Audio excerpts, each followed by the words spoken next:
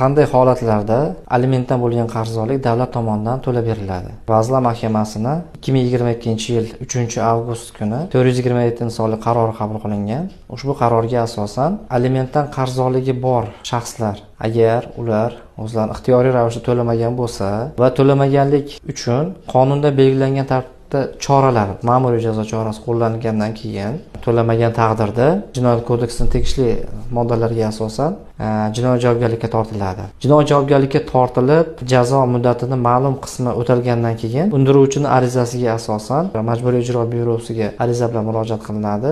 Amaliy yordam so'rab, qonuniy yordam so'rab murojaatiga asosan tegishli Majburiy ijro byurosi tomonidan alimentdan bo'lgan qarzdorlik summasi maxsus jamg'arma hisobidan to'lab berish haqida qaror chiqariladi. Ushbu qaror asosida o'sha maxsus jamg'armaning hisobidan alimentdan bo'lgan qarzdorlik to'laligicha davlat tomonidan qoplab beriladi. Avvalgi videolarimizda kredit olgan shaxs vafot etsa, ba'zi bir holatlarda qonuniy asoslarga ko'ra merosxo'rlardan undirilishi mumkin deb aytilgan edi. Qarzni undirishda boshqa qonuniy tartibi bor. Shu haqida tushuntirib beraman.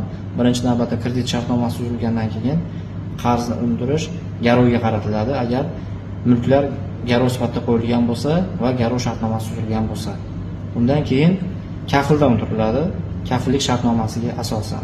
Bundan tashqari qarz sug'urtalangan bo'lsa, sug'urta kompaniyasi tomonidan ham qoplab berilishi mumkin. Shundan so'nggina agar merosxo'r merosni qabul qilgan bo'lsa, uni zimmasiga o'tadi.